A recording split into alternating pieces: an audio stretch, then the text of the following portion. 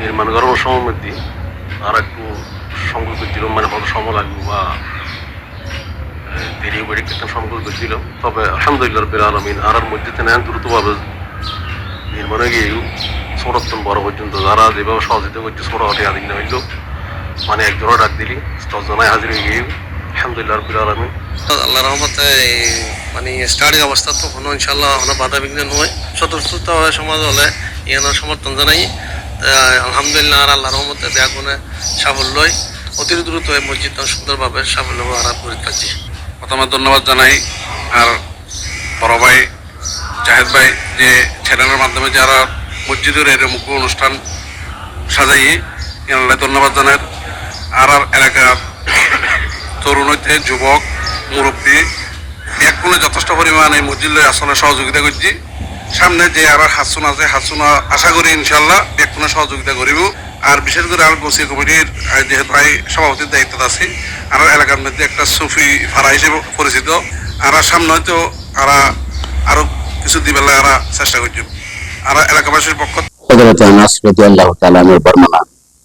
মাহবুব সরকার ইরশাদ করেছেন, আল্লাহ রাব্বুল আলামিন সর্বপ্রথম জমিন সৃষ্টি করছেন, জমিন জগতে হেলেট গুলোর আল্লাহ রাব্বুল আলামিন পাহাড় সৃষ্টি করে জমিন স্থির করছেন। ফেরেশতা করলে আল্লাহ তুমি জানতে চাই মাহবুব এর সাথে শক্তিশালী আর কিছু আছে? আল্লাহ রাব্বুল আলামিন ইরশাদ করেন এরপর দিয়ে আগুন, আল্লাহ এরপর তো শক্তিশালী আর কি আছে? আল্লাহ রাব্বুল আলামিন ইরশাদ করেন পানি, এরপর যে শক্তিশালী আর কি আছে? আল্লাহ রাব্বুল আলামিন বললেন এটা লোহা, এরপর যে শক্তিশালী কি আছে? আল্লাহ রাব্বুল আলামিন বলেন এটা হলো আগুন, এরপর যে শক্তিশালী কি? আল্লাহ রাব্বুল আলামিন বলেন এটা হলো পানি।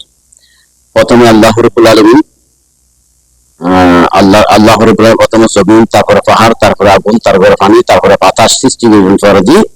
ফেরেশতা করে জানতে চাই আল্লাহ এর সাথে শক্তিশালী আর কি আছে কিনা? তো আল্লাহ রাব্বুল আলামিন হতে সর্বোচ্চ শক্তিশালী যে সদকা এর সাথে আরো বেশি শক্তিশালী। সুতরাং প্রত্যেকে সদকার মাধ্যমে বরাত হয়, সদকার মাধ্যমে গরিব উপহার হয়।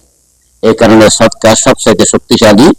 এই সদকা প্রত্যেকে দিবেন লাই আর প্রত্যেকে তৌহিদ দান করে। মতকল 80 বছর, 83 বছর, 90 বছর, 100 বছর ইবাদত বন্দেগি করছো। আল্লাহর পরে মাহবুব জানি সাইয়ের সাহারা ওয়ারবুল মলিন করছি। আল্লাহ রাব্বুল আলামিন সাদত রাসূল অন মলিন বলছেন কোন কি লেগে আল্লাহর পরে এই সাদত আর উম্মতের বয়স তত নয়, উম্মতের বয়স হন এতখানি ইবাদত কেন্দ্র করিব। আল্লাহ রাব্বুল আলামিন সূরা কদর নাযিল করি এই কথা ঘোষণা করে দিল, রাসূল অন উম্মতলে এনেকা দেখ দিয়ে দিলেন যারা 1000 মাস ইবাদত করলে এতটা সওয়াব হয়, এতটা সওয়াব নবীর উম্মতের দান করা। আল্লাহ রাব্বুল আলামিন আর করতে করে এর ইবাদত করে গেলে তৌফিক দান।